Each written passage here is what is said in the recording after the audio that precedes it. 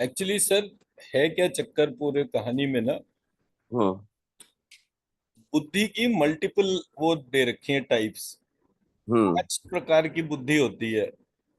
हम्म। बुद्धि, मेधा, प्रज्ञा, रितंभरा और एक हम्म। और होती है जिसकी बात करी जाती है। हम्म। इसमें जो प्रज्ञा और रितंभरा जो हैं वो हम्म। भी सबसे यूनिक मानी जाती हैं। हम्म।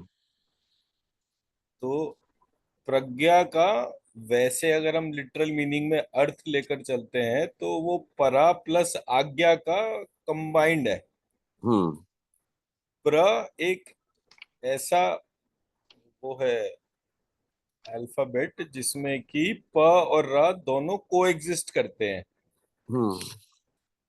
तो प और र जब को एग्जिस्ट करते हैं तो ये ईश्वर की स्थिति है। हम्म। तो which is best explained through प और र। तो प और र को अगर आप देखेंगे तो उसका शेप जो है वो इस प्रकार बना हुआ है। मतलब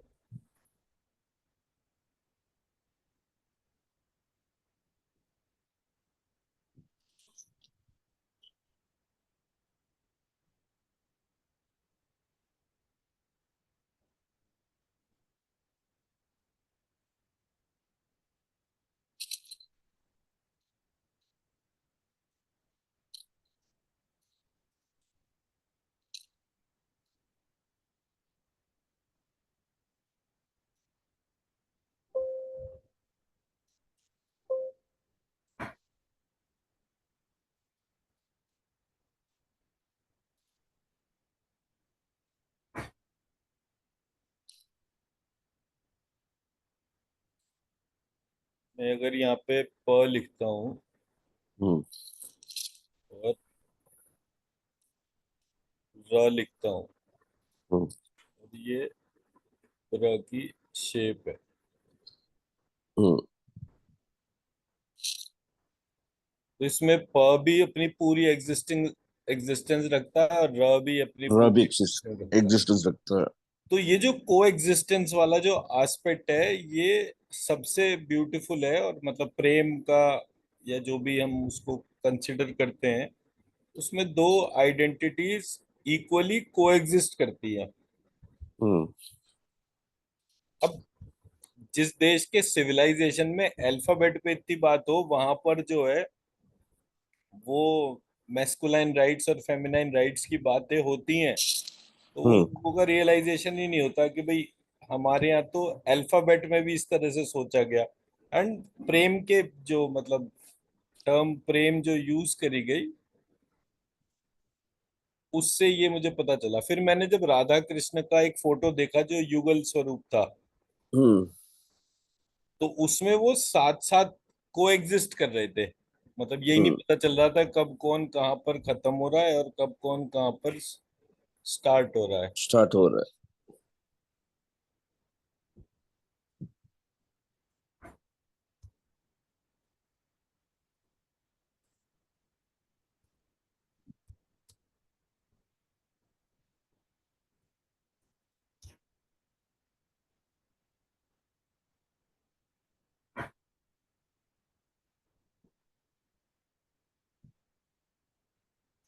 आई थिंक ये वाली इमेज है। है। हम्म। इस इमेज में देखते हैं तो हमारे को बॉडी पार्ट कौन सा कहाँ खत्म हो रहा होता है और कहाँ हम्म। नहीं उसका पता नहीं चलता। हम्म। तो जब मैंने इस पार्ट को देखा तो मुझे रियलाइज हुआ कि हमारा जो ईश्वर को देखने का तरीका है और ये अर्धनारीश्वर नहीं है। ये दोनों अपने अपने नहीं नहीं, उसमें। अपने अपने अलग अलग आइडेंटिटी में एग्जिस्ट कर रहे हैं, but only thing is they are merged, yet they are different. Ardhanarishvara में तो दोनों, वन लेफ्ट वन राइट दिया, एक वाम भाग और एक the right and the left side is, but इसमें राइट। तो दोनों एक को एग्जिस्ट कर रहे हैं एक्चुअली इसमें। हाँ। तो ये मतलब मैं तो खैर बचपन से जब पहली बार गुरु जी के गया था वहां पे कोई साधु आया था जो बहुत अच्छा पेंटर था। उसने ये वाली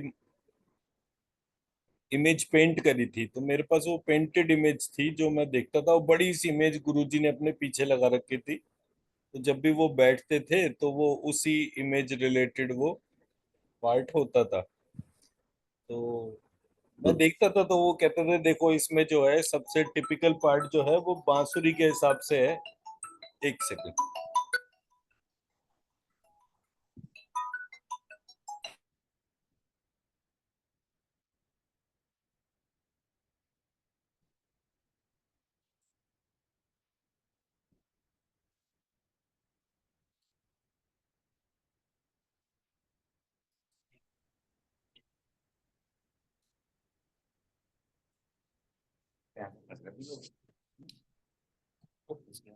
hello.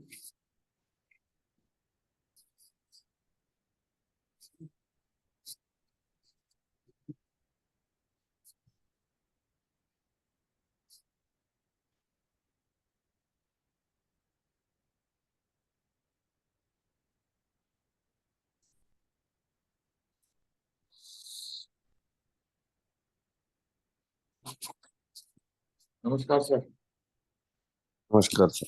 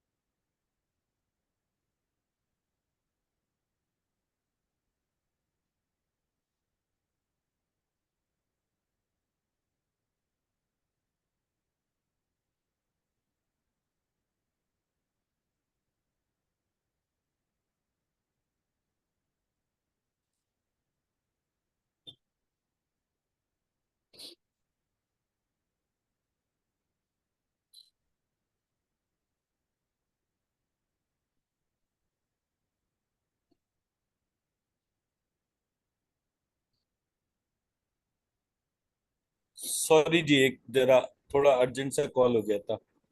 No problem.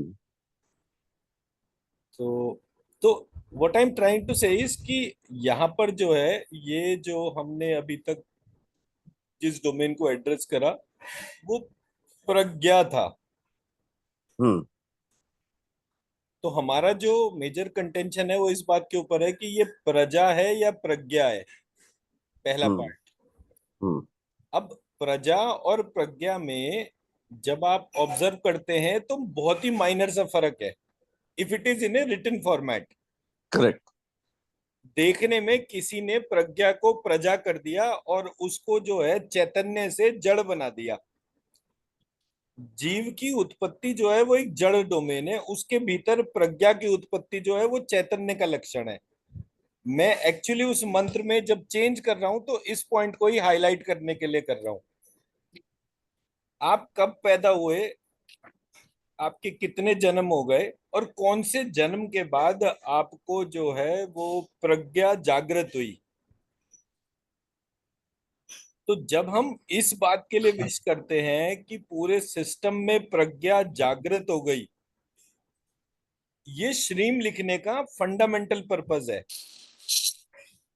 That we should evolve from the basal level. तो जब वो प्रज्ञा जागृत होती है तो उसकी प्रक्रिया ही बिल्कुल फर्क होती है, which in the normal sense most of the time is nobody is aware on the aspect itself कि ये पूरा का पूरा प्रक्रिया होती कैसे है। हम छोटे छोटे पॉइंट्स के ऊपर अपने एनर्जी को फोकस करें। फॉर एग्जाम्पल, हम ऐसा देखें कि हमारा कोई थॉट, कौन से थॉट से हमें एक्सप्रेशन या बोलने की जरूरत पड़ती है, चाहे हम साइन की लैंग्वेज में बोलें चाहे ओरली बोलें, क्योंकि ओरली बोलना ही शब्द की प्रक्रिया का स्टार्टिंग पॉइंट है। पर कौन सा विचार उस शब्द की प्रक्रिया को जागृत करता है हमारे भीतर, ये तो प्रज्ञा बुद्धि वाली डोमेन हो गई। तो हमारे यहाँ जो टेक्स्ट था वो, मतलब जब ये मैं इसलिए बोल रहा हूँ क्योंकि अभी रिसेंटली हमने ब्रह्मा जी को वो बनाया था। क्या लिखा था ब्रह्मा जी के लिए टर्म? विरिंची। एक तो विरंची था, दूसरा जो ये वृष्म। वृष्म करके लिखा था। नहीं, वो मैं दूसरी चीज कह रहा था अभी।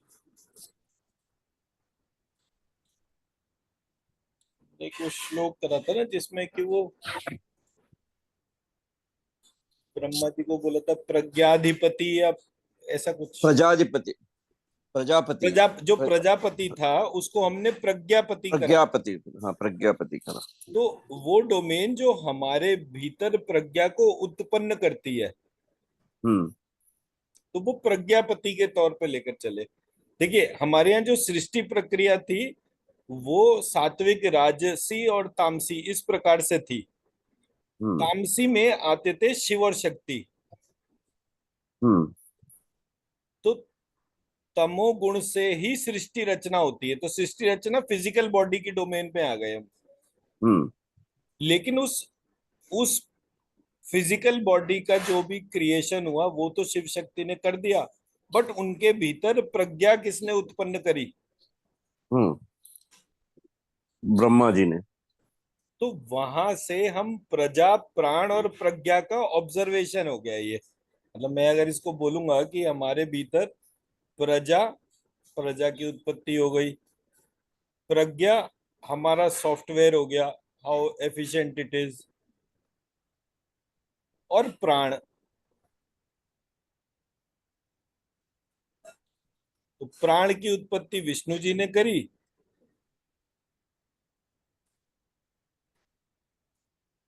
प्रज्ञा की उत्पत्ति ब्रह्मा जी ने करी,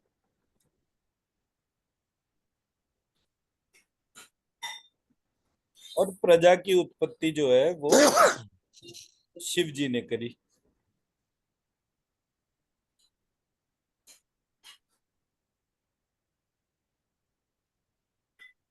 तो बाय दिस प्रोसेस मैंने ये रियलाइज करा कि पूरी प्रक्रिया हमारे यहाँ एक चेंज क्रिएट कर रही है, और वो चेंज का बेस जो है वो प्र पर है। यहाँ पर प्र जो है वो बेसिकली हमारे शरीर का लेफ्ट बॉडी और राइट बॉडी, उसका कोएग्जिस्टेंस की बात हो रही है। हम्म।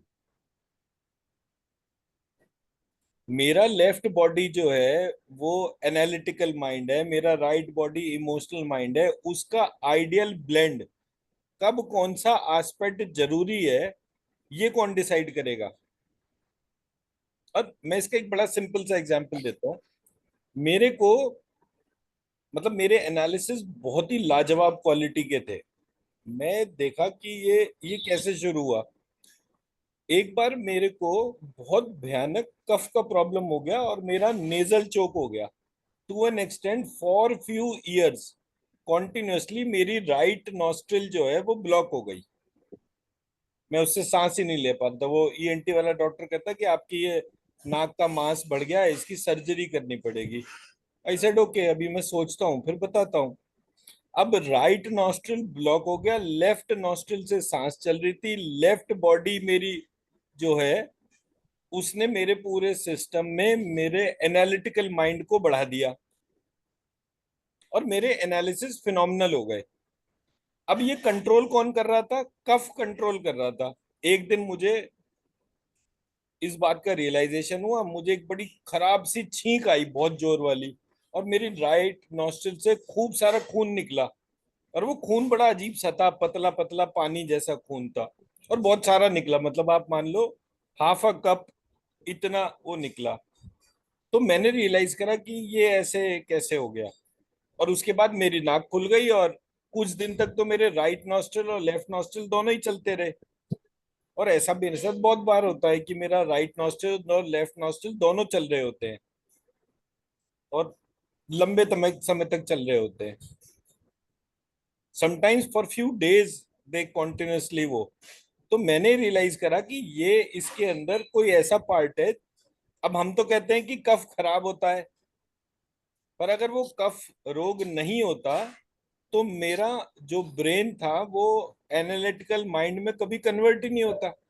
और उस पीरियड में मैंने अपने रिसर्च वर्क में और बाकी सारे जितने भी काम थे वो सारे बहुत अच्छी क्वालिटी के हुए थे मेरे। सो देन आई रियलाइज कि ये कफ को कौन कंट्रोल कर रहा है। तो जब हम अपने शरीर के भीतर के सिस्टम को कंट्रोल करते हैं, हम उसको हमेशा टैबू कर देते हैं by the way it is right और रॉन्ग, गुड और bad, in that format itself.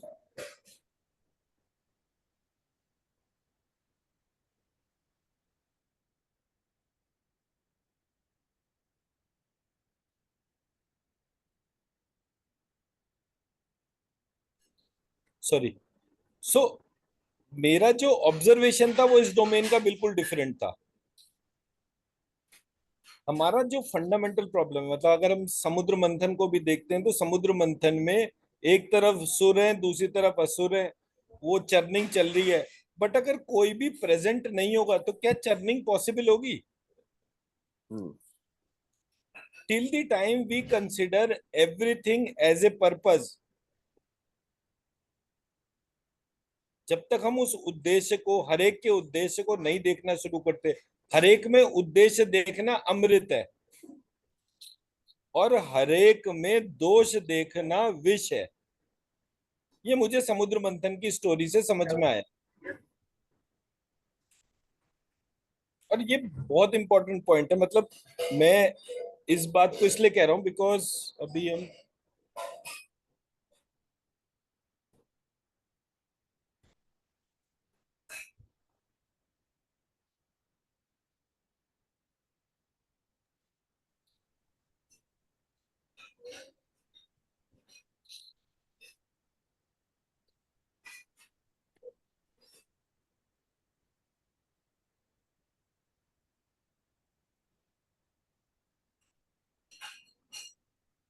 एक टर्म है अमृतोद्भव।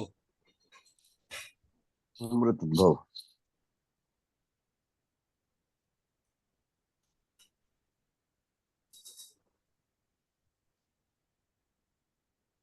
ये इस तरह से ये अमृत। लिखा जाता है।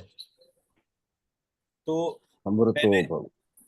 तो इसमें दो टर्म है, अमृत और और उद्भव। उद्भव।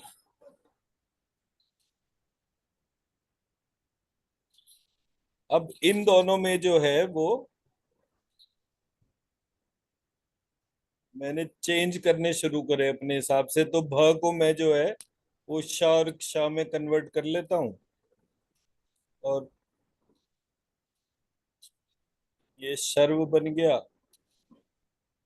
ये उद्भव क्या उद बन गया, ये अमृत। जब मैं अमृत लिख रहा था तो मुझे क्या समझ में आया कि जब भी हम किसी चीज के आगे जो है अ लगा देते हैं, हम्म। तो अ लगाने पे वो उसके नेगेटिव एट्रीब्यूट को हाईलाइट करता है। हम्म। मतलब जैसे मैंने बोला क्रूर, तो is hmm. Very cruel.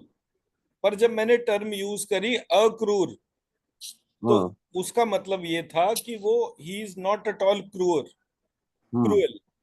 Hmm. अब एक जगह टर्म आई जब मैंने वो कौन सा योद्धा था जिसको कृष्ण जी ने वहां पर भेजा था गोकुल में कि वहां जाओ, और वहां पे राधा और सारी गोपियां जो हैं वो बैठी हैं, इंतजार कर रही हैं। वो क्या नाम था उसका, कैरेक्टर का याद है? तो बड़ा हाँ जबरदस्त। उसमें, हाँ बहुत बहुत अच्छा कहा है गोपियों ने कि भाई हमें योग की बातें मत सिखाओ, हम तो वैसे ही उसमें हो गए हैं। हाँ, वो याद तो वो आ रहा जो है। वो जो वो जो कैरेक्टर था, मैं उसका नाम एकदम से भूल रहा हूँ, मैं कृष्ण का मित्र था वो। नाम बस आते आते रह रहा है। तो वो जो कैरेक्टर था वो युद्ध में, उसके मतलब मैंने बहुत सारे उसके युद्ध के इंस्टेंसेस पढ़े कि जब वो युद्ध करने खड़ा होता था तो अच्छे अच्छे लोग जो हैं उस जगह वो फेल हो जाते थे। तो मैंने कहा युद्ध वाला व्यक्ति तो बिना क्रूर हुए युद्ध कर नहीं सकता, और ये इसके लिए, अरे वो नाम ही अक्रूर था उनका। उन्होंने अक्रूर जी को ही तो भेजा था वहां पे। मैं भी कैसी बात कर रहा हूँ। तो अक्रूर जी को उन्होंने वहां पर भेजा, और अक्रूर जी जो है वो, तो I said he is a warrior. वो तो महाभारत के युद्ध में और बाकी सारी जगह भी उन्होंने पार्टिसिपेट करा है। तो जो व्यक्ति इतना बड़ा योद्धा हो वो बिना क्रूर हुए कैसे कर सकता है? तो उसका मतलब ये नहीं था कि वो अक्रूर है, उसका मतलब था कि वो स्पेशल तरीके का क्रूर है। तो जब मैं इस टर्म को यूज करता हूं सक्रूर, यानी विशेष प्रकार की क्रूरता, अगर मेरे सामने जो है कोई शत्रु आता है तो मैं उसको मारने से बिल्कुल नहीं चूकूंगा। हम्म। लेकिन अगर मेरे सामने किससे युद्ध करना है और किस पे मतलब किस पे क्रूरता दिखानी है और किस पे नहीं दिखानी, इसका एक बहुत बड़ा वो है। तो जब मैंने इस प्रकार से अमृत टर्म देखी, तो मैंने कहा नहीं, अमृत जो है उसका मतलब जीवन नहीं है, विशेष प्रकार से मृत होना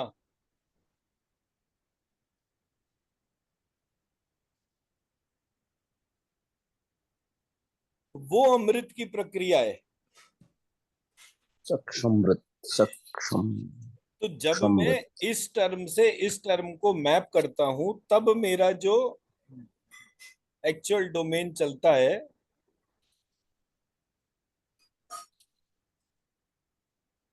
अब यहां पर जो है समास लग गया। दो वर्ड्स हैं, उनका कंजंक्शन को समास कहते हैं संस्कृत में। समास के तीन अर्थ होते हैं।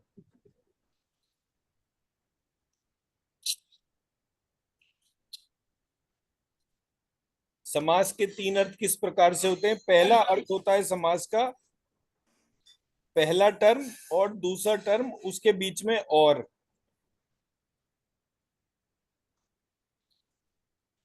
पहला टर्म और दूसरा टर्म और उसके बीच में का।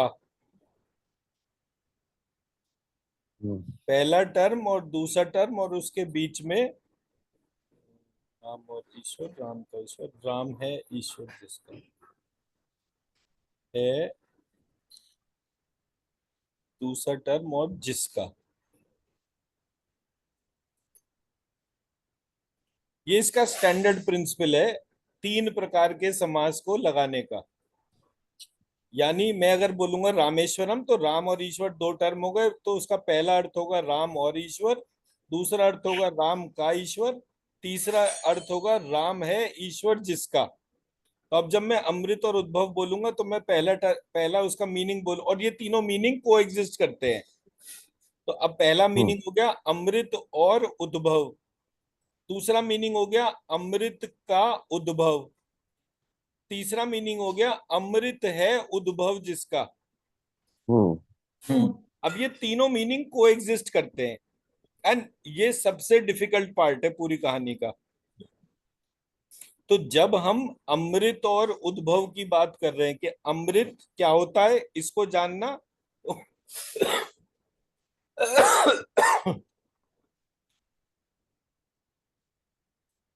अमृत क्या होता है इसको जानना, और उद्भव क्या होता है मतलब उत्पत्ति की जो प्रक्रिया जो है उसको जानना, दोनों प्रक्रियाओं को जानना जो है वो अमृत उद्भव का पार्ट हो गया। ये पहला मीनिंग हो गया। दूसरा मीनिंग हो गया अमृत का उद्भव, कि जब अमृत उत्पन्न होता है उस मीनिंग से क्या मतलब है।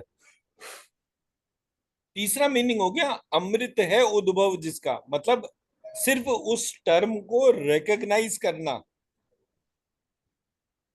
कि अमृत है क्या, वो उसके उद्भव की प्रक्रिया अपने आप ही बना देता है। मैं मेरा वो समझा पाया एसेंस? हाँ। सर एक बार और समझाना पड़ेगा आपको। हाँ, दैट्स बेटर। पहली चीज, संस्कृत में एक समास होता है, वो समझ में आ गया सर। ठीक। अब हाँ। उस समास के आधार पे हम इस वर्ड के मीनिंग बनाना शुरू करते हैं। हमने पहला मीनिंग बनाया और उसका सिंटेक्स का तरीका क्या है? फिक्स सिंटेक्स है, मतलब ए और बी। तो ए और बी पहला मीनिंग हो गया, ए का बी ये दूसरा मीनिंग हो गया, ए है बी जिसका। जिसका तीसरा मीनिंग। ठीक है। और वो मैंने रामेश्वरम के एग्जाम्पल से समझाया था कि रामेश्वरम का हाँ जब हाँ वर्ड हाँ। बना तो राम और ईश्वर, राम का ईश्वर और राम है ईश्वर जिसका। तो राम है ईश्वर जिसका शिव जी ने बोला, राम का ईश्वर ये राम ने बोला, और लोगों ने बोला राम और ईश्वर। तो एक ही हम्म। स्थिति में एक नाम के तीन अर्थ हो गए और तीनों सही हैं। ठीक है। तीनों अपनी अपनी जगह बिल्कुल सही है। उसी तरीके से अब हम इस फॉर्मेट के ऊपर अमृत और उद्भव को जोड़ देंगे। तो हमारा पहला पार्ट आ गया अमृत और अमृत का। उद्भव। हाँ अमृत और उद्भव। पहला मीनिंग उसका हो गया अमृत और उद्भव। इस पे हम्म। हमारी अटेंशन जानी चाहिए, अमृत हम्म। क्या होता है और उद्भव क्या होता है। हम्म। फिर दूसरा पार्ट आ गया अमृत का उद्भव।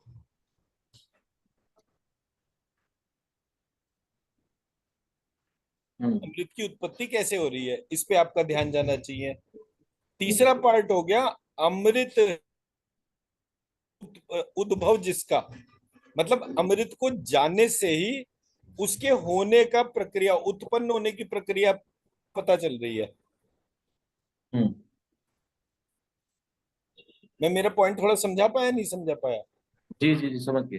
एक्चुअली मैंने ये समास वाली टर्म पे ना अपनी लाइफ में, जब भी मैं संस्कृत में काम कर रहा हूँ, 80-90% काम जो है वो समास पे इसलिए करा बिकॉज ब्रिटिशर्स को समास समझ में ही नहीं आया।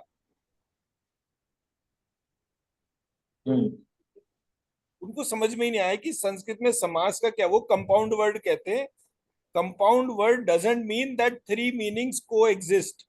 फंडामेंटल गैप है। और दुनिया की किसी और भाषा में समास से मिलता जुलता कुछ भी नहीं है। हम्म ठीक है जी। जी। हम्म तो ये इस वजह से मैंने इस टर्म पे बहुत टाइम लगाया, बिकॉज इस टर्म से हमारे संस्कृत टेक्स्ट में बहुत सारे चेंजेस आ रहे थे और हमें उसके नए नए मीनिंग समझ में आ रहे थे कि ऐसे मीनिंग जो हमारे पूरी जर्नी को ट्रांसफॉर्म कर दे। फिर से अपने टॉपिक पर आते हैं, तो हमने सबसे पहला काम ये करा, अमृत को जानने का एफर्ट करा। अमृत है क्या? हम्म हम्म इसलिए अब अमृत का डिस्क्रिप्शन कहाँ पर है? समुद्र मंथन में। समुद्र मंथन में एक तरफ सुर है, एक तरफ असुर है, एक पर्वत है, वासुकी है, और वो चर्निंग चल रही है। तो हम्म पहली बात, पूरे सिस्टम के लिए दो विपरीत प्रकार के विचार होना आपके एनालिटिकल एबिलिटी को बढ़ाता है। अगर वो दो विपरीत प्रकार के विचार को सोचने की क्षमता नहीं होगी, हम्म वो व्यक्ति चर्निंग नहीं कर सकता, मतलब वो जो मंथन होता है वो मंथन नहीं कर सकता। मंथन के लिए दो इक्वल एंड ऑपोजिट फोर्स चाहिए ही चाहिए। तो सुर और असुर, शुक्र और बृहस्पति, शनि और मंगल, ये अपना क्या कहते हैं, चंद्रमा और बुध, ये सब इक्वल एंड ऑपोजिट फोर्सेस है। हम्म जब आप इन दोनों को देखते हो और ये जब चलते हैं तब बेस्ट पॉसिबल चर्निंग होती है। और जब भी चर्निंग होती है सबसे पहले विष निकलता है। विष का मतलब क्या है वो बहुत इंपॉर्टेंट है समझना। हम जो हम्म टर्म विष लिख रहे हैं, जब तक हमें विष नहीं समझ में आएगा तब तक हमें अमृत की वैल्यू नहीं पता चलेगी। विष हम्म का अर्थ है प्रत्येक में दोष देखना। हम्म आप शराब पीते हैं? नहीं पीते? नहीं पीते तो आप जो है, जो पीता है उसको खराब कहते हैं। जो पीता है वो ना पीने वाले को खराब कहता है। हम्म ठीक है जी। हम्म जो सात्विक भोजन करता है वो सात्विक भोजन को अच्छा कहता है। जो तामसिक भोजन करता है वो तामसिक को बढ़िया कहता है। हम्म लेकिन वो दोनों जने एक दूसरे में दोष देखते हैं। हम्म आप अच्छे रास्ते पे चल रहे हो, दूसरा व्यक्ति खराब रास्ते पे चल रहा है।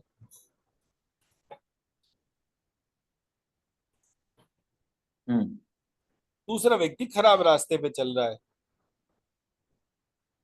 दोनों ही कामयाब है। हम्म तो क्या होगा ऐसी सिचुएशन में? युद्ध होगा। हम्म जब जब युद्ध होगा तब तब प्रक्रियाएं जो इक्वल एंड ऑपोजिट हैं, उसमें जो जीतेगा वो क्यों जीत रहा है। हम्म तो जब हम इस प्रकार से चिंतन करना शुरू करते हैं तो हमें ये पता चलता है कि हमारे भीतर एक दोष बुद्धि है। वो दोष बुद्धि जो है उसको हम विष कहते हैं। एक संस्कृत में टर्म यूज होता है अनसुईया। अनसुईया। बड़ा पॉपुलर नाम है। देवी अनसुईया का चरित्र जो है बहुत पढ़ाया का जाता है। कामधेनु के बारे में पढ़ाया जाता है, वशिष्ठ गुफा में उनका ये। ठीक है जी। अनुसुईया टर्म जो है एक्सप्लोर कर लीजिएगा। अनुसुईया देवी जो हुई है वो बड़ी विलक्षण शक्तियों की देवी हुई है। उसका अर्थ क्या है अनुसुईया का?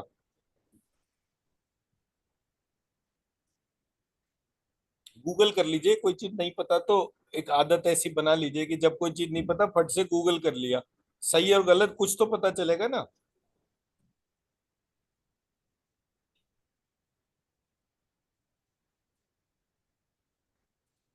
उसका वो भी समास है ना, असूया और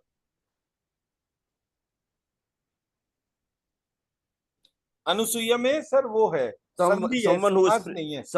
someone who is free from jealousy and one who is associated with compassion and kindness, उसका ये मीनिंग है। अच्छा, अनुसुईयों का मतलब होता है किसी भी लैक ऑफ चीज, नेगेट किसी किसी भी के चीज में दोष ना देखना। देखना, हाँ, lack of negativeness, one who does not see lack of negativeness. तो जब मैं किसी भी चीज में दोष नहीं देखूंगा, हम्म अत्रि अत्रि महर्षि की पत्नी अत्रि थी। महर्षि की पत्नी थी वो देवी अनुसुईया, और अत्रि से आत्रेय गोत्र आया है, और जो प्रक्रिया आई है, और अत्रि ऋषि के बड़े सीरियस कंट्रीब्यूशन है। तो इसको आप ऐसे लेकर चलिए, जब आप हस्बैंड वाइफ की बात करते हैं तो जो हस्बैंड की डोमेन है, अत्रि क्या होता है, इसको जानने के लिए जो शक्ति है, मतलब जो उनकी वाइफ है वो अनुसुईया है, तो अत्रि की शक्ति अनुसुईया है, किसी में भी दोष ना देखना, वो अत्रि ऋषि की शक्ति हो गई। हम्म। अब दोष ना देखने पर एक ऋषि तैयार हो रहा है, मतलब क्या हुआ इस बात का,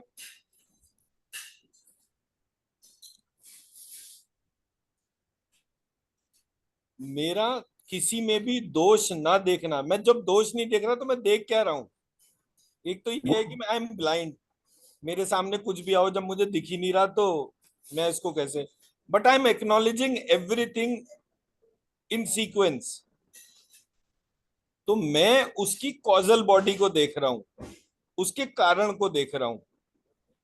जब मैं प्रत्येक चीज में कारण को देखता हूं, उसके उद्देश्य को देखता हूं, उसको अमृत कहते हैं। हम्म। मैं मेरी बात समझा पाया? जी। समझ गया। शुक्ला जी कोई विस्तार? नहीं, आगे समझ सर।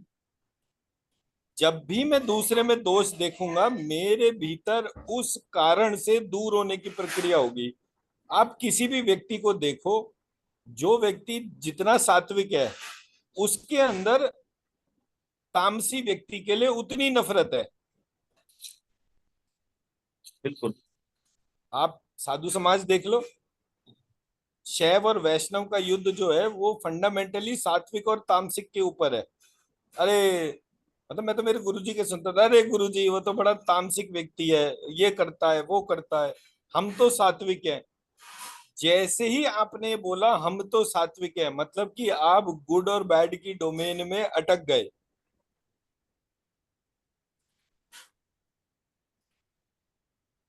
या पूरे सिस्टम में बैड तो कुछ है ही नहीं।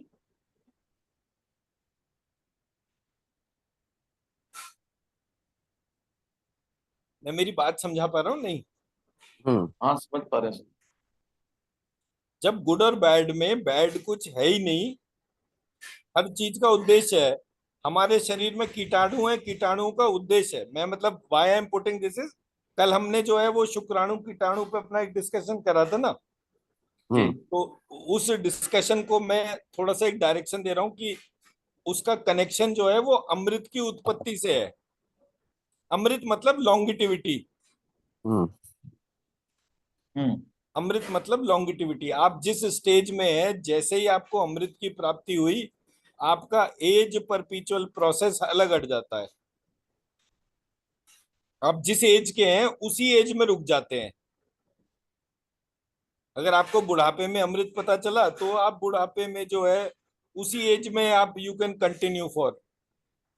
तो ये डिस्क्रिप्शन आता है च्यवन ऋषि से, कि च्यवन ऋषि जो है 55,000 वर्ष के थे जब वो समुद्र से बाहर आए, तब तपस्या करके, और उसके बाद उन्होंने कहा अब मुझे शादी करनी है। तो फिर उन्होंने अपने पूरे शरीर को नया करा, और वो पूरी प्रक्रियाएं जानते थे। तो कहने का ऑब्जेक्टिव ये है कि ये अमृत को ना जान पाना, और अमृत को जानते ही आपके भीतर जो चैतन्यता जागृत होती है वो डिफरेंट होती है। तो अमृत क्या हो गया? दोष ना देखना। हाँ, देखना। फिर क्या देखना? उद्देश्य को देखना। उद्देश्य। अब मैं इस ऑब्जेक्टिव से ये दो शब्दों को जोड़ देता हूं, अमृत और उद्भव। जी। तो अमृत है, अमृत और उद्भव, अमृत का उद्भव, और अमृत है है उद्भव जिसका। उद्भव जिस। अब इस एस्पेक्ट पे जो मेरी टर्म बना, इसका मैं बीज मंत्र बना देता हूं। मैंने लिख दिया श, श, ऋषि वाला री,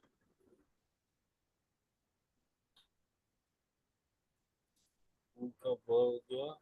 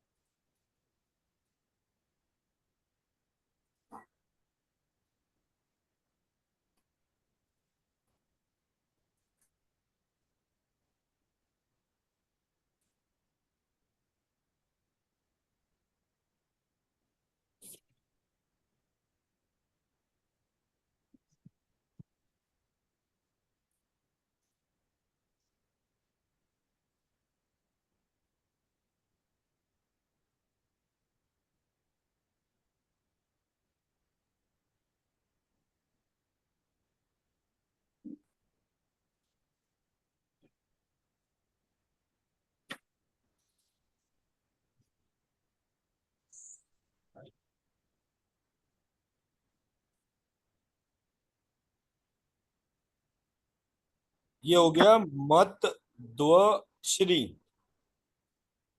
मत द्व श्री।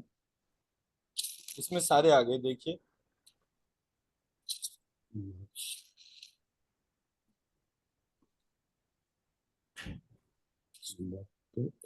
इसमें सारे आ गए अल्फाबेट्स। द्व श्री।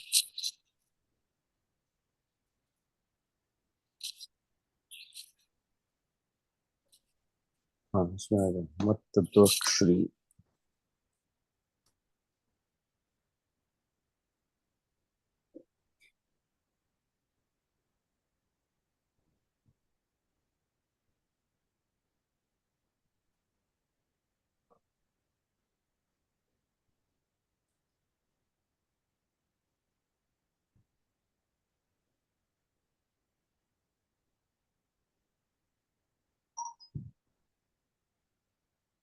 जब हम इसकी एनर्जी स्कैन करते हैं तो ये इसकी वाइब्रेशंस काफी आज्ञा चक्र में काफी ज्यादा है।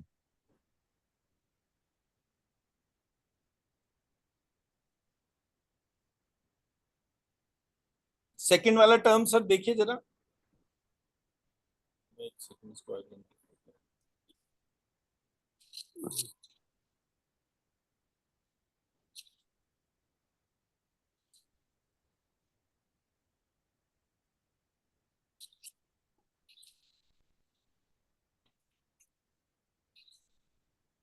द्व श्री।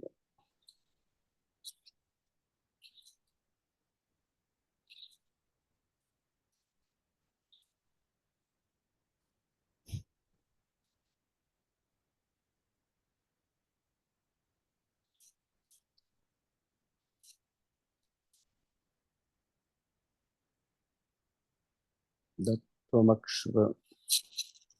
एक में है द त म श क्ष, व्री। दूसरा है द त्व म्री।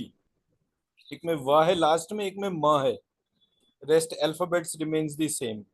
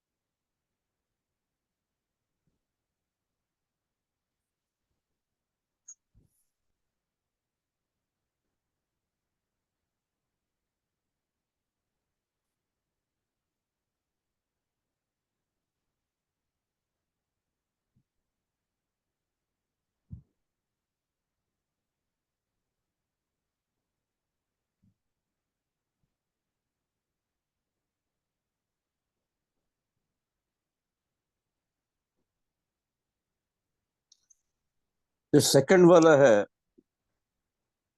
आई there is more energy in the crown, और जो लास्ट वाला है, the energy is more felt at the top of the head. Okay, तो अमृत जो है वो दो जगह ही ऑब्जर्व करा जाता है, या तो नाभि में करा जाता है या फिर ऊपर करा जाता है सबसे ऊपर वाले पार्ट पे। अब ये हम्म। मैंने सर इसमें थोड़ा चेंज करा है, फिर से एक दफे और स्कैन करके देख लीजिए। हम्म।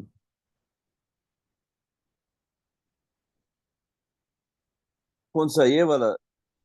ये क्षमृत। ये तीन लिखे हुए हैं ना, एक, दो दो। और तीन। हाँ। इनको एक दफे फिर से स्कैन कर लीजिए।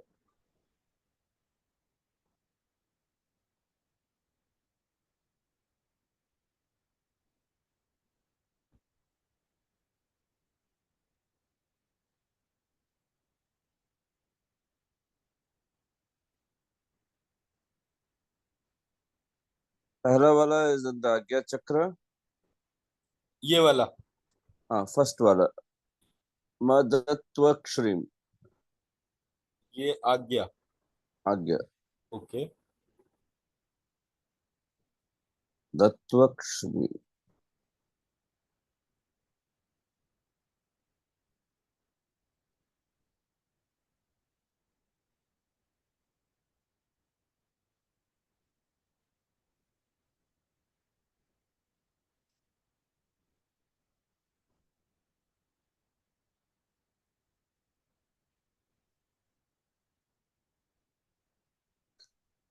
सेकंड वाला इज मोर एट द नाभि, जी। एंड द लास्ट वाला है is on the top of the head. ठीक है, तो आई बिलीव कि ये जो, ये वाला नाभि कह रहे हैं आप, या, हाँ जी। और ये वाला जो है top of the head. Yes.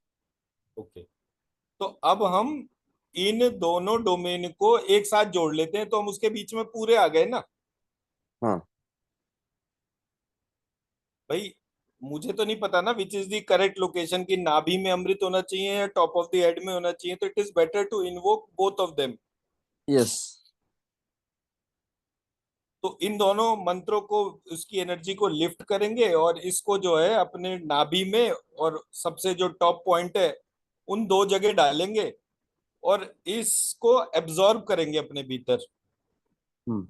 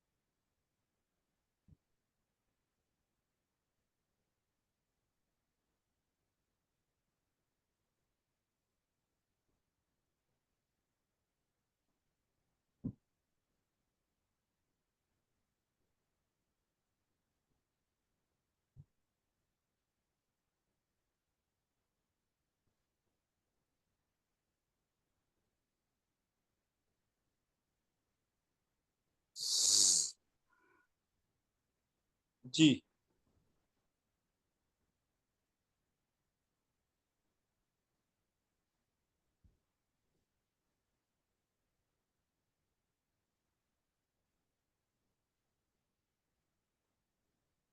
काफी सुखदायक था।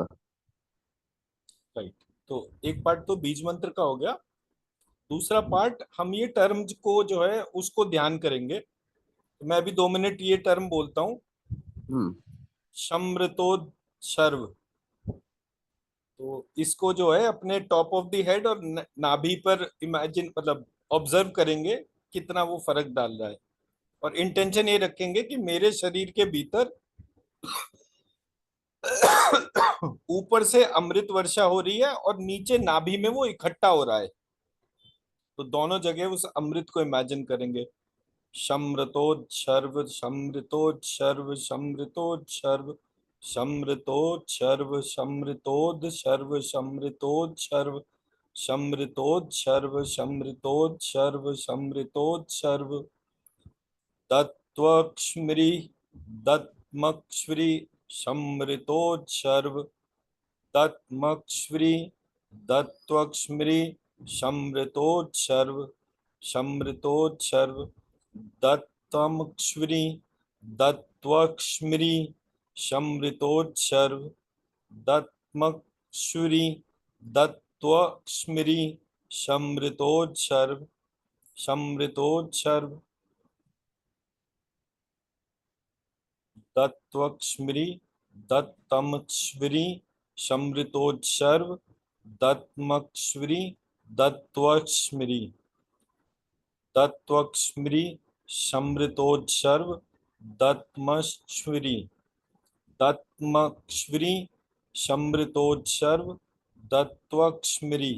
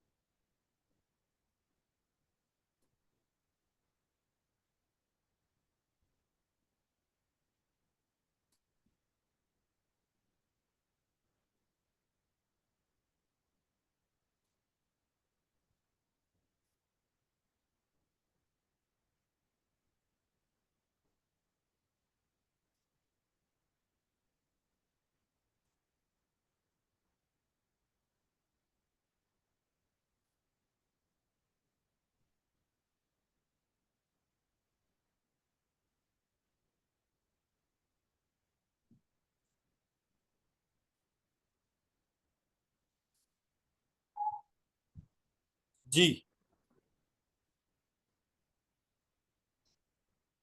उधर में क्या होता है ना कि जैसे you get a gentle massage पे कर रहा है ना, इधर में ऐसा, इधर में ए, यहाँ पर ए फीलिंग होता है, और पेट के नाभि में there is a very cool sensation, जैसे आप मिंट लेते हो, और मिंट की जो कूलनेस होती है वो you can feel it in the नाभि। राइट।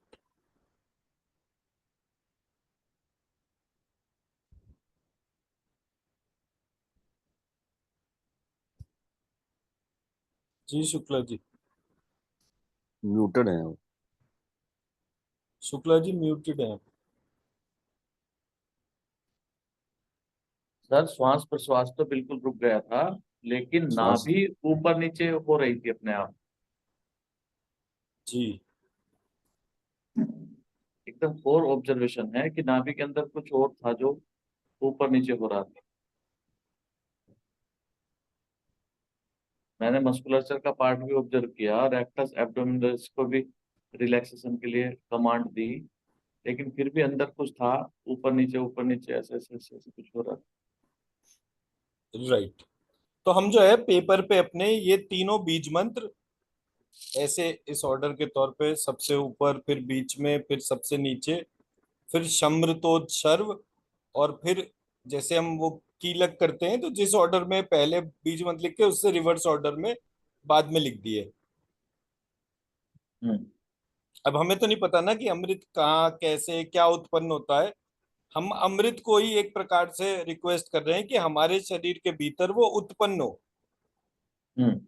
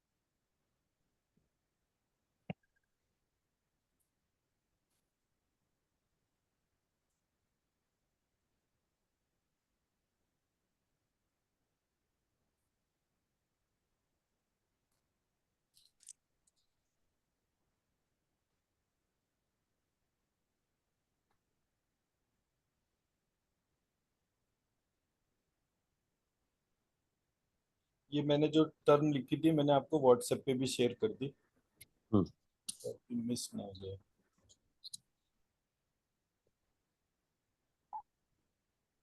हम्म। तो ये पार्ट तो हमने इसलिए करा बिकॉज कल जब हम अपना पीपीटी को कवर कर रहे थे तो हर एक बॉडी पार्ट में कौन कौन सा डिजीज मैट्रिक्स और ये सब कुछ आ रहा था।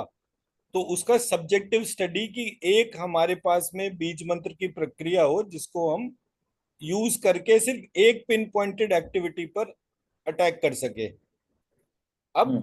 उसके पैरेलल जो है वो जो एक्टिविटी जनरेट हो रही है हम्म। उसका रूट कॉज हमने आइडेंटिफाई करा कि रोगी शरीर रोगी क्यों होता है। शरीर रोगी इसलिए होता है कि उसके जो विचार जो हैं वो दोष परक हो जाते हैं। ये रूट कॉज हो गया। हम्म। और दोष परक की बजाय अगर उसके विचार उद्देश्य परक हो जाए, क्योंकि जब भी कोई रोगी जो है डॉक्टर के पास आता है वो अपना रोना रोने लगता है, बताओ जी मेरे घर में ऐसा होता है, ये ऐसे करता है, ये वैसे करता है, मेरे को बड़ी दिक्कत है। हम्म।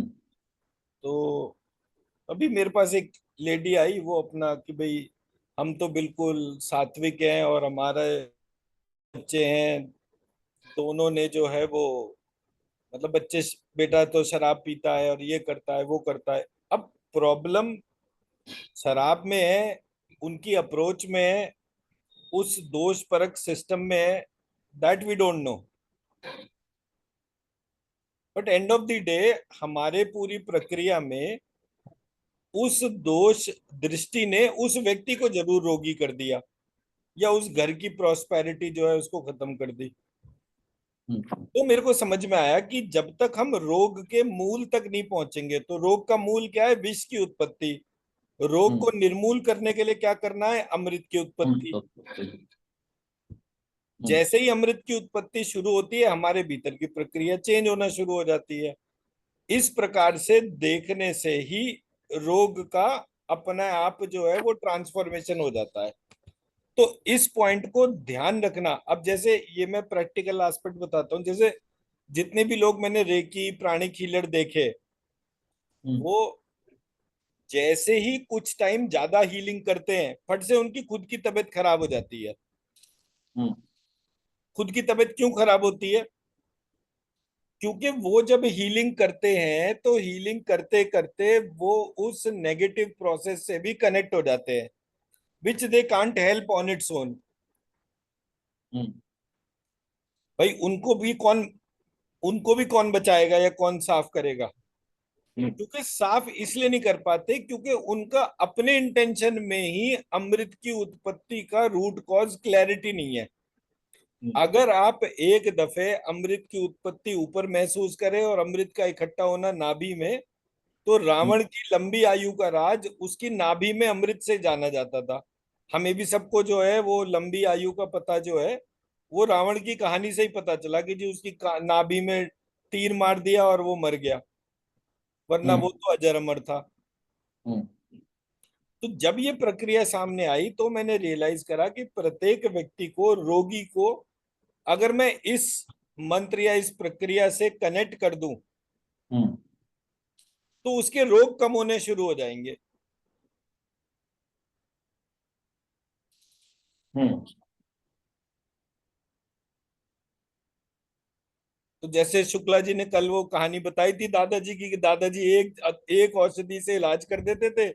अब मैंने एक ही मंत्र डिफाइन कर दिया, वो किसी भी बीमारी पे काम करेगा और बिल्कुल रामबाण के जैसा करेगा।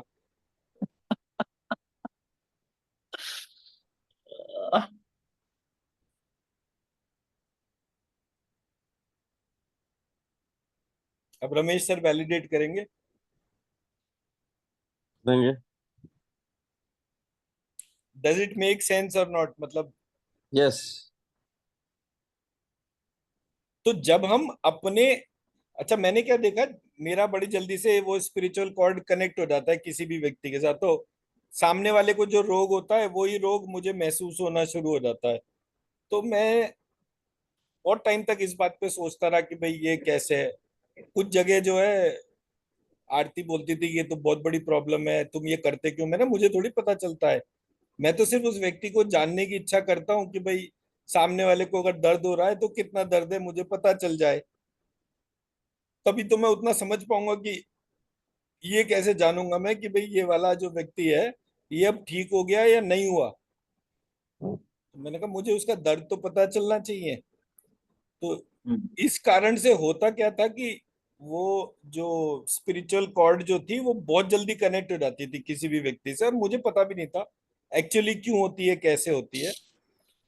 पर वो किसी से भी कनेक्ट होती थी। अगर सामने वाला स्पिरिटेड एनर्जी में की डोमेन में इन्फ्लुएंस्ड है तो मुझे वो स्पिरिटेड एनर्जी भी फील होती थी, उसका भी पेन फील होता था। तो ऐसे करके तो मैंने कहा कि मुझे कुछ ऐसा करना चाहिए कि स्पिरिट, मतलब जो व्यक्ति जिस भी नेगेटिव डोमेन में है उससे जब मैं कनेक्ट होता हूं तो मैं भी नेगेटिव हो जाता हूं।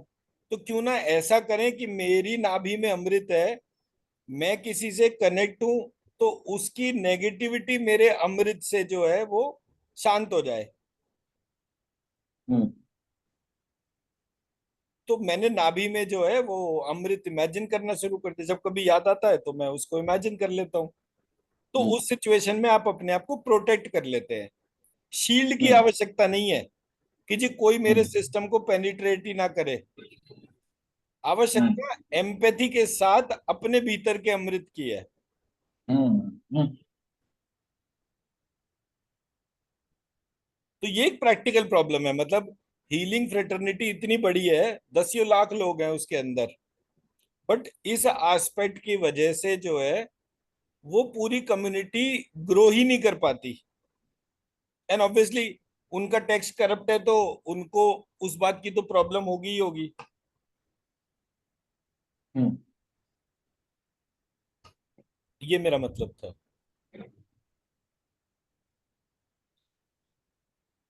चलिए अब अपने उस पे आते हैं। सर ये जो लिखा है ना, इसको वैसे भी लिख देना, ताकि फिर हम इसको पूरा फेयर करके लिखें। I do that. मैंने हाँ जी। इसीलिए रिकॉर्ड के लिए ना अपने उसमें डाल लिया व्हाट्सएप में, ताकि इस बात का दिक्कत ना आए जी। कि मैंने क्या लिखा था। मेरे पास भी रिकॉर्ड में आ गया। वैसे तो ध्यान ही रहती है टर्म सारी की सारी।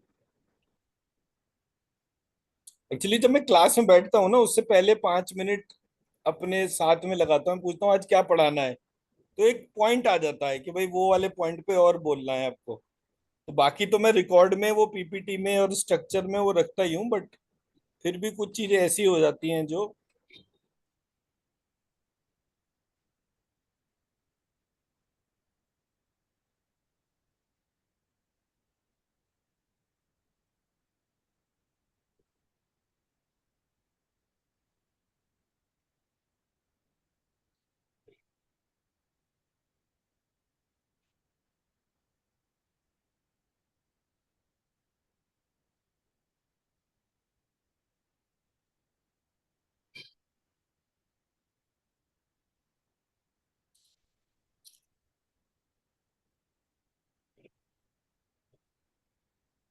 अभी आपने जो है वो ये डिजीज स्पेक्ट्रम से पहले की जो स्टोरी है उसको पढ़ना है। और हम जितने भी वो 3 या 4 स्लाइड हैं तो उसकी थ्योरी को आपको एक दफे पूरा पढ़ना होगा, तब हम उस पर डिस्कस कर पाएंगे। जी। तो हमने कल अपना मूलाधार चक्र तक कर लिया था, hmm. As per our regular slide. मूलाधार चक्र के बाद आता है विशुद्धि चक्र। विशुद्धि चक्र में हमारी सारी की सारी skin related diseases, thyroid related diseases,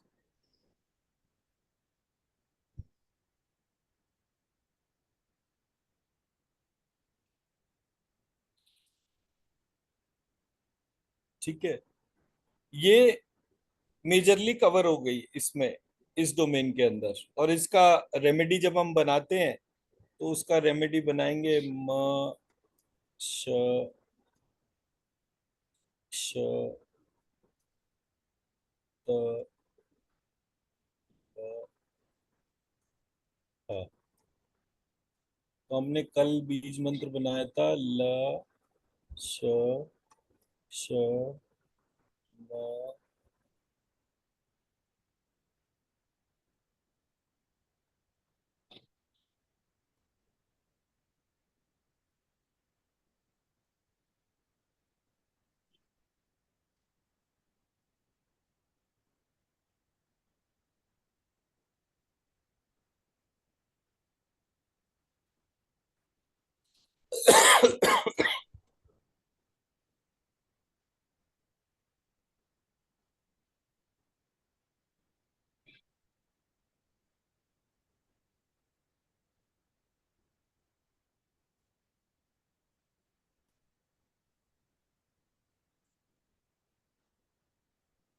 मत लक्ष्य ही, ये तीनों बीज मंत्र को आप स्कैन कर लीजिए और किसमें मैक्सिमम एनर्जी है उसको आइडेंटिफाई कर लीजिए।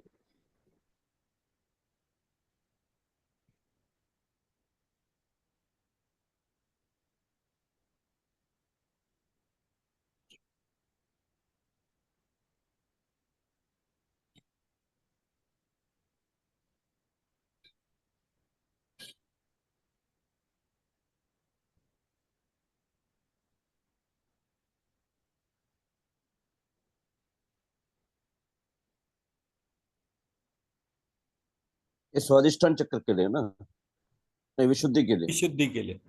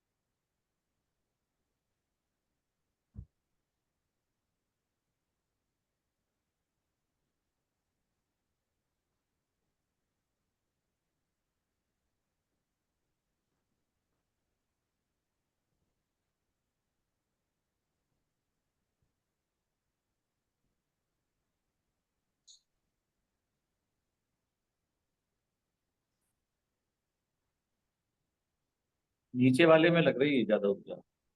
मत नीचे वाले में। लक्ष्य। हाँ, मत लक्ष्य। इस वाले में ना? हाँ। हम्म। जी जी। और एक भी डाल सकते हैं ना डॉक्टर साहब? कौन सा बताइए? ह त ल। ह त ल। लक्ष्मी। स्कैन कर लीजिए।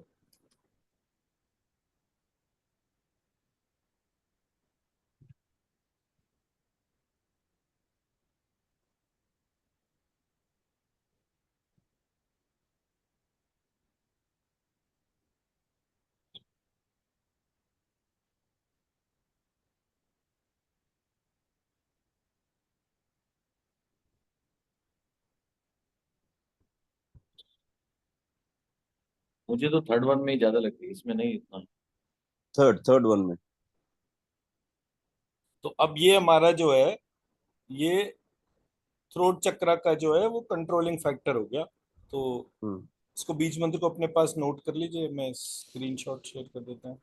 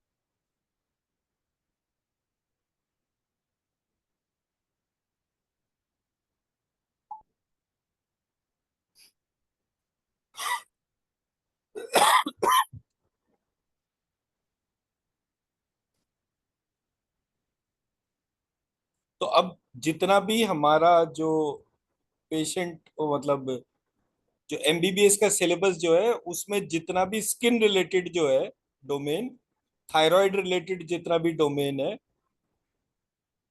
ये सब का जो सॉल्यूशन जो है, तो इसमें कौन कौन से सॉल्यूशन आएंगे? Gross motor skills, fine motor skills, touch and feel है ना, तो हाथ की डोमेन हो गई। तो ग्रॉस में gross and fine motor skills, इसको इम्प्रूव करना है तो ये बीज मंत्र काम करेगा। थायराइड पैराथायराइड रिलेटेड कोई चैलेंज है तो ये बीज मंत्र काम करेगा। और आपका स्किन डिजीजेस का कोई भी एस्पेक्ट है, स्किन कैंसर है, तो भी यही मंत्र जो है वो इस पूरी प्रक्रिया को रिजॉल्व करेगा। और जब भी कभी हमारे पास में कोई कैंसर पेशेंट आता है, तो हमें एक स्टैंडर्ड कमांड याद रखनी है कि इसकी बॉडी में जितने भी डेड सेल्स हैं, हीलिंग करते वक्त हमें ये कमांड देनी है कि इसकी बॉडी के जितने भी डेड सेल्स हैं, वो डेड सेल जो है वो रिलीज होके उसके एक्सक्रीटरी सिस्टम से बाहर चले जाए। जब हम ये कमांड हीलिंग करते करते डेलिबरेटली याद करके ध्यान से करते हैं, तो उस व्यक्ति का जो भी कैंसर सेल है, उसका मूल जो रूट कॉज है वो डेड सेल्स है, जिनसे उसके अंदर नोड्यूल्स बन गए हैं, वो सारे जो है वो रिलीज होके बाहर चले जाना शुरू करेंगे। अमृत उद्भव जो मंत्र है उसको यूज कर लिया, और ये कमांड दे दी कि अमृत जागृत हो गया, और ये जितनी भी चीजें कैंसर में जो डेड सेल चिपक गए हैं ये सब बाहर निकल जाए। कैंसर ठीक हो तो वो तो एक पार्ट है, पर जितने भी डेड सेल हैं किसी भी कारण से जो शरीर में रुके हुए हैं, वो बाहर रिलीज हो जाए। तो जब हम इस प्रकार से करेंगे तो वो, अब जैसे ऑस्ट्रेलिया वगैरह में जो है, वो ओजोन लेयर के डिप्लीशन की वजह से मेजर स्किन कैंसर होता है, थायराइड का कैंसर होता है। तो और वो बड़ी भारी मात्रा में है, कोई छोटे मोटे नंबर ऑफ पेशेंट्स ही नहीं है, बहुत सारे पेशेंट्स हैं। तो ये वाले जो बीज आपकी वॉइस मंत्र का, क्रैक हो रही है डॉक्टर साहब। मेरी आवाज, अच्छा मैंने, हाँ अभी ठीक है, अभी ठीक है। ओके। तो ये अप्रोच को यूज करने से हम skin cancer, thyroid parathyroid cancer, और gross motor skill, fine motor skill, इनके जो भी ऑब्स्ट्रक्शन है उनको अलग हटा सकते हैं। और ये पूरे पूरे सब्जेक्ट्स हैं। मतलब there is a course in MD dermatology, there is a course in MD for ये थायराइड, और इसके कैंसर के ही एक्सपर्ट हैं। And gross motor skill, fine motor skill तो न्यूरो की डोमेन में आता है। तो मैं एक वो रिसर्च आर्टिकल पढ़ रहा था, तो उसमें दे रखा था कि ये यूसेज ऑफ ये after the porn and all that, usage of more and more of ये अपना oral sex is increasing the possibility of throat cancer. Hmm. तो ये सारे एस्पेक्ट जो हैं धीरे धीरे इवॉल्व होने के हिसाब से हैं, बट हमें वो पता चल रहा है कि एक्चुअली इस पे कौन सा बीज मंत्र काम करेगा और किस प्रक्रिया से हीलिंग करने पर ये प्रोसेस होता है। ठीक है जी, ये वाला पार्ट हो गया। अब आते हैं हम अपने अनाहत चक्र पे। तो अब अनाहत चक्र जब हम करते हैं तो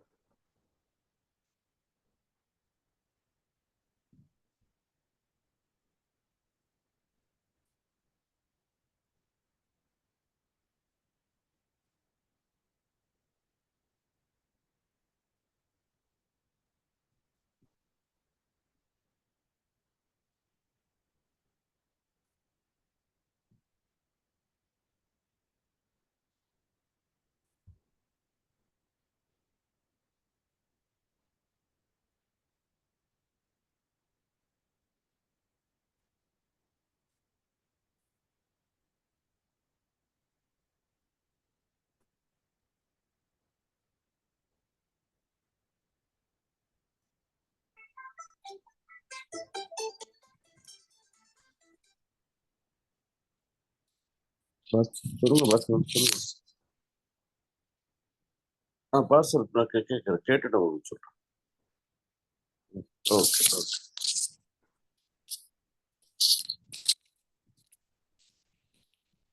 तो अब इसमें हमारा ये बीज मंत्र बन गया।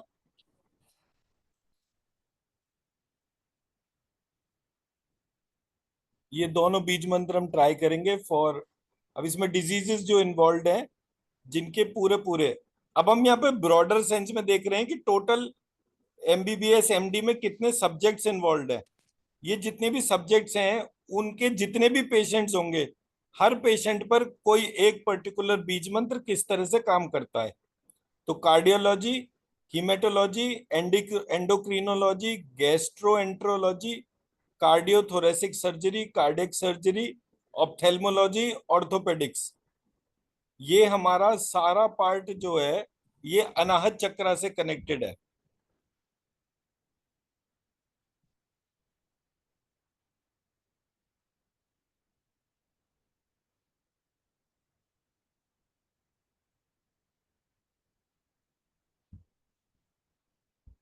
और डायबिटोलॉजिस्ट,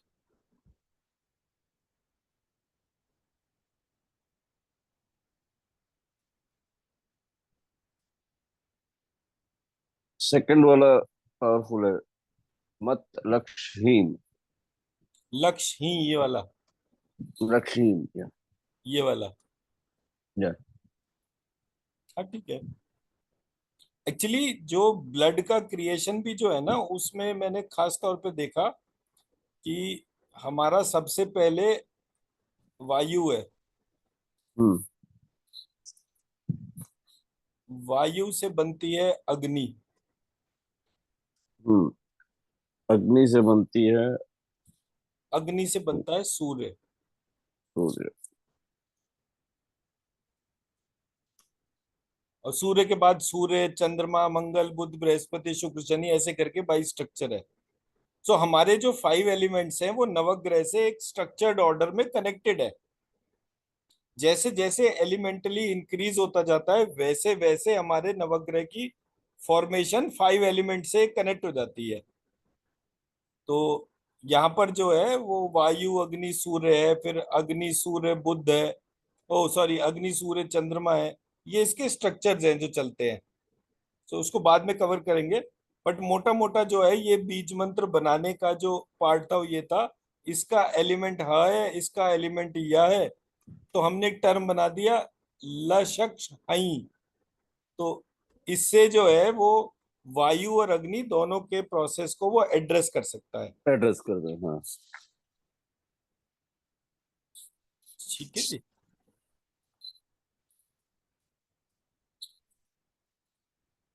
अब नेक्स्ट हो गया हमारा स्वादिष्ठान चक्र। स्वादिष्ठान चक्र में एज ए सब्जेक्ट नेफ्रोलॉजी आएगा।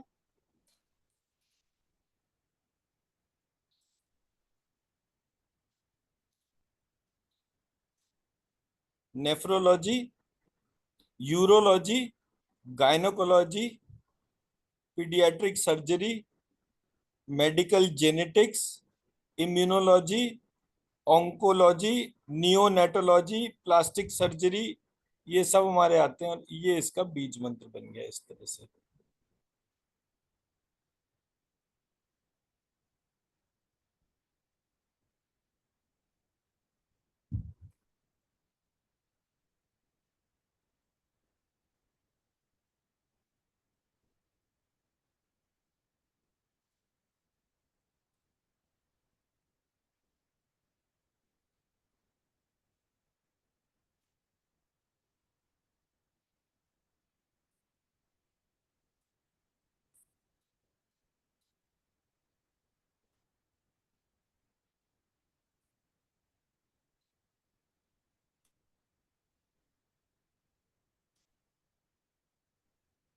ये बीज मंत्र को टेस्ट कर लीजिए फॉर स्वादिष्ठान चक्र।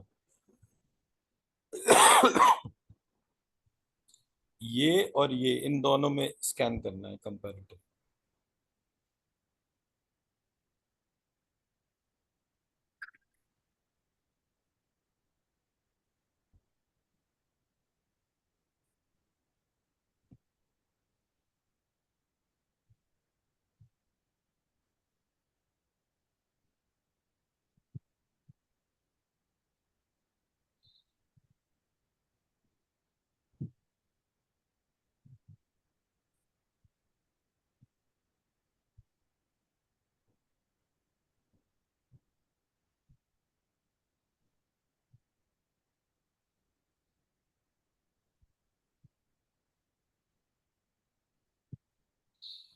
नीचे वाला राइट। महा वही है, वही है। महत लक्षद्वीप।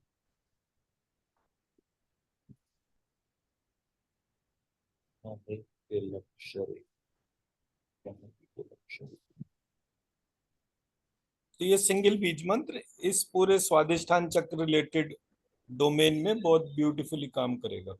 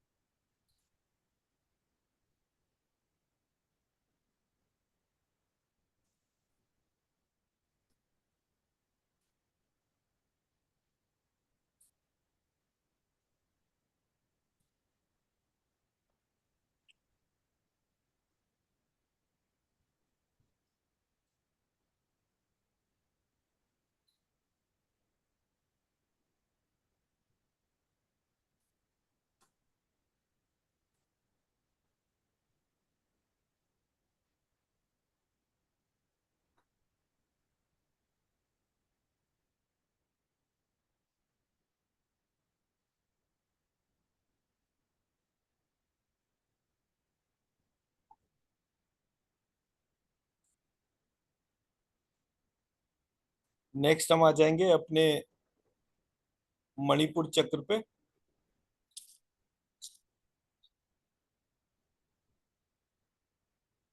मणिपुर चक्र में हमारा नाक,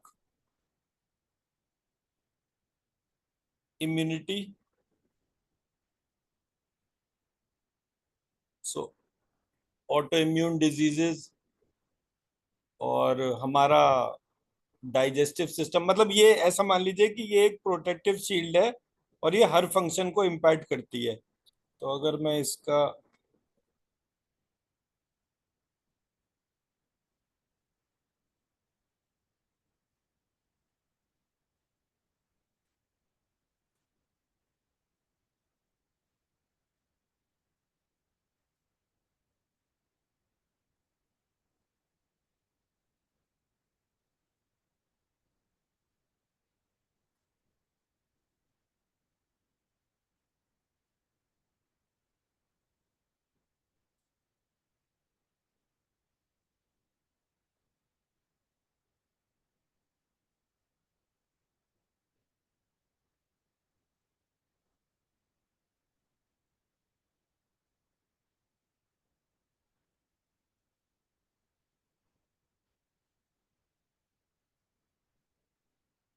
इस वाले बीज मंत्र को देखिए। For all the subject diseases which connects with Manipur चक्र। व्रीम व्रीम के साथ है ना? है जी। हाँ, मैं देखता हूँ। महल्य तशक्श्वरी।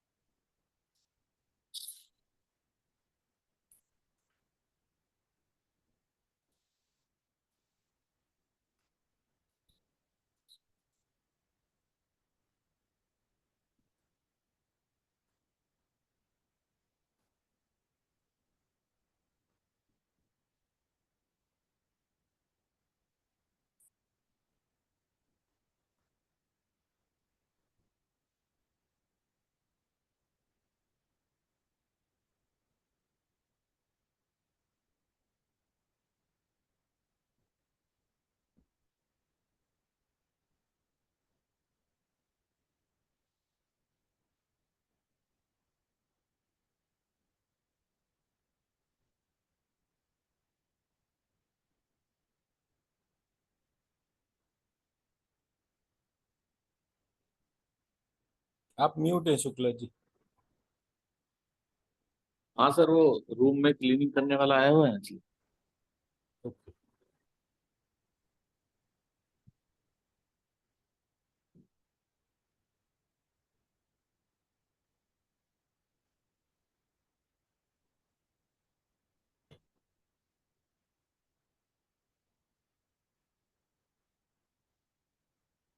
ये कनेक्ट करता है डॉक्टर साहब?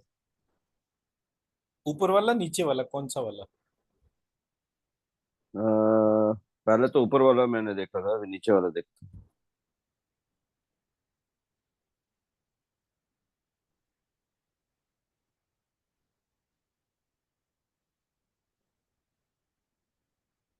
ऊपर वाला बेटर कनेक्ट करता है। एक सेकंड।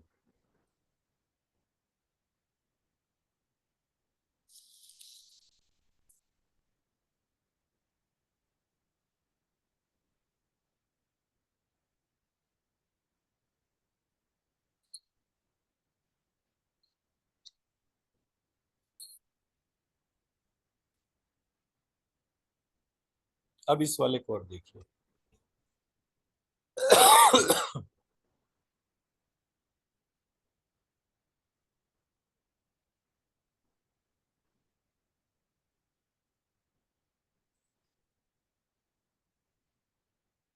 लास्ट वाला बेटर है। ये वाला ना। तो अब यहां महत्य। से हम इस पूरे प्रोसेस में क्या कह सकते हैं? एक सेकंड।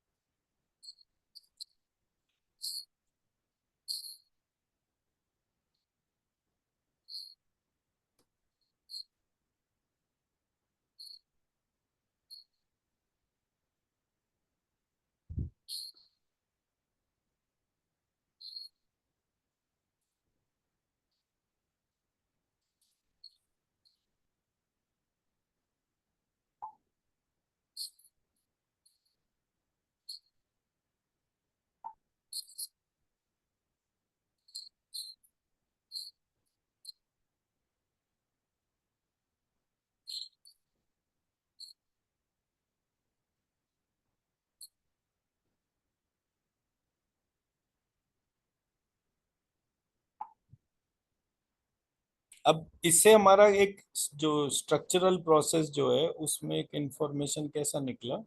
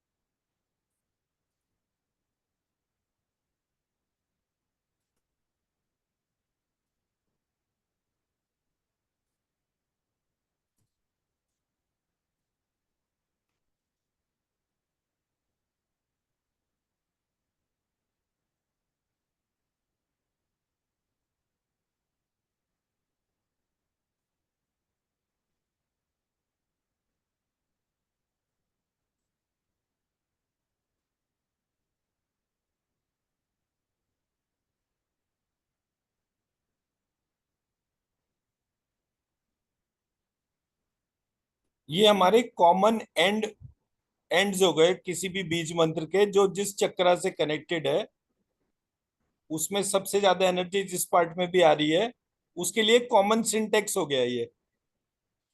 या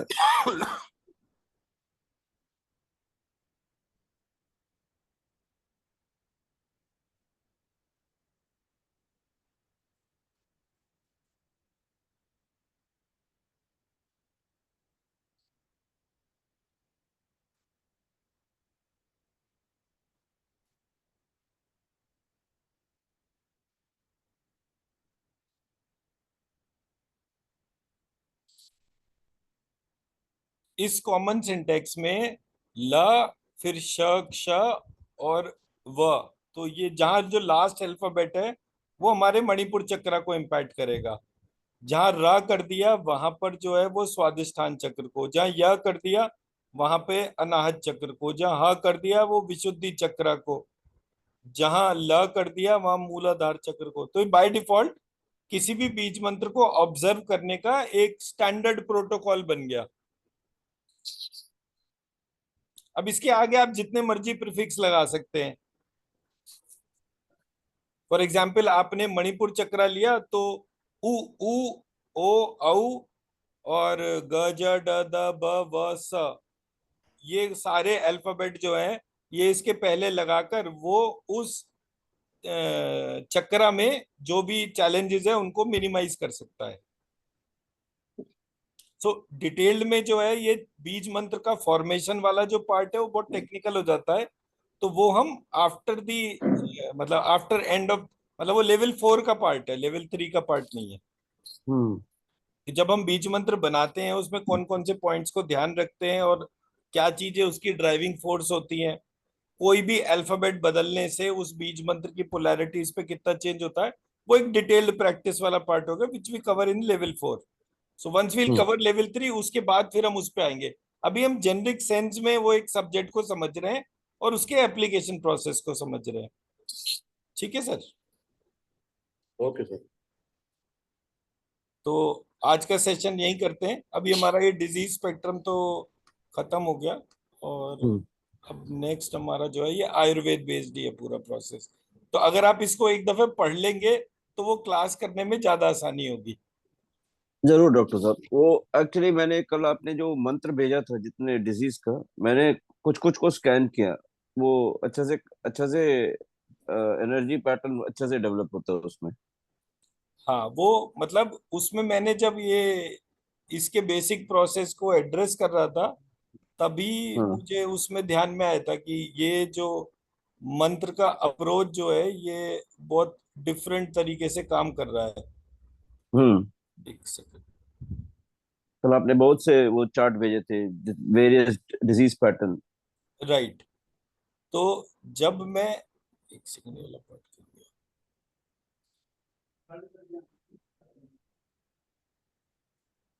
तो ये जो मैंने आपको जो डिजीज के चार्ट भेजे थे ये था कि जब कोई व्यक्ति एक पूरा सब्जेक्ट पढ़ाता है तो हम्म उसमें उससे रेलेवेंट कौन सा सब्जेक्ट है जिसको एड्रेस करना है। तो हम्म हमारे यहाँ जो एलोपैथी या आयुर्वेद या यूनानी या एक्यूप्रेशर ये सारे के सारे प्रोसेस है, चाइनीज मेडिसिन, जब हम इन सब को कंपेयर करके देखते हैं तो हमें पता चलता है कि कौन से सब्जेक्ट डोमेन में कौन कौन सी बीमारियों का इलाज ही पॉसिबल नहीं है। तो ये मंत्र चिकित्सा पढ़ना कितना रेलेवेंट है ये उसके बाद में लोग ऑब्जर्व कर पाते हैं। क्योंकि मेरे वाले प्रोसेस में तो मैं किसी को टच ही नहीं कर रहा ना। हम्म तो ना तो मैं पेशेंट को टच कर रहा, ना कुछ खाने को दे रहा, ना कुछ एक्सरसाइज करा रहा। तो सब्जेक्ट का जो कैपेबिलिटी है वो कितने हायर ऑर्डर का है। हम्म तो कब कहाँ पर मंत्र को यूज करना है और कहाँ पर नहीं यूज करना, वैसे ही कोई आयुर्वेद, होम्योपैथी और यूनानी और चाइनीज मेडिसिन देने से जिसको आराम होता है तो वो मंत्र की ऊर्जा उतनी रेस्टोर्ड रहती है। हम्म हम्म और जो बीमारियां इनमें से किसी भी प्रोसेस में एड्रेस नहीं हो सकती उनके लिए काम करने पर हमारे को जो है वो रिलीफ पता चलता है। Hmm which is what my starting slide, कि ये पूरा कैम का डेवलपमेंट जो है वो हुआ ही क्यों। अगर एलोपैथी सफिशिएंट थी तो वो बाकी चीजों को क्यों नहीं वो कर पाई? एंड नोबडी कैन से कि भाई मैं तो ये सारी बीमारियां ट्रीट कर सकता हूँ, ऐसा कोई भी नहीं कह सकता। ठीक है जी। और एक मैंने हम्म। ये लक्ष्मी जी वाला भेजा था, ये इसको आप लोगों ने स्कैन करके वो देना है फीडबैक। ये देता हूँ लक्ष्मी डॉक्टर। ये लक्ष्मी जी ये वाले विष्णु, मैंने क्या करा था, विष्णु सहस्त्र विष्णु नाम का। सहस नाम के 1,000 नाम जो है, हर एक के हाँ। साथ लक्ष्मी प्रीफिक्स कर दिया था। तो उससे विष्णु सहस्त्रनाम की ऊर्जा कितनी बढ़ती है। एंड विष्णु सहस्त्रनाम का जो सबसे स्ट्रॉन्ग पार्ट है वो ये है, क्या कहते हैं, किसी भी व्यक्ति के जो बहुत हायर ऑर्डर के ईगो इश्यूज हो जाते हैं वो उसको रिजॉल्व करता है। हम्म। ठीक है जी। इसको, ठीक है, इसको स्कैन करके उसको उस व्यक्ति के इसमें डाल देना है ना डॉक्टर साहब? राइट। और हाँ, एक ये अच्छा। मेरा रिसर्च पेपर है जो सोल सीड से रिलेटेड है, तो जब भी टाइम मिले आप इसको पढ़िएगा जरूर, क्योंकि जरूर। ये हमारे प्रोसेस को स्ट्रक्चर करने में बहुत हेल्प करेगा। तो मैंने पहली ठीक है बार जब डॉक्टर ये साहब। सब्जेक्ट पढ़ा था इसका पूरा रिसर्च बेस इसमें लिखा था। सर ये विष्णु सहस्त्र नाम मुझे नहीं आया है। ऐसा कैसे हो गया? हो भी सकता है। एक सेकंड।